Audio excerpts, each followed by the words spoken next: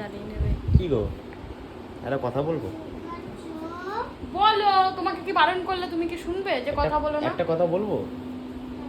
বল বল, শুনতে পাচ্ছি। তো বলছি বলো তো, এমন কি আছে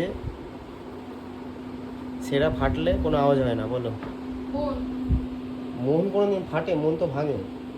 ওই তো সব। বলো বলো বলো, ওটা তোমার সাথে হয়েছে। ফাটলে কোনো আওয়াজ হয় না, বলো। বলো বলো বলো, তাড়াতাড়ি বলো।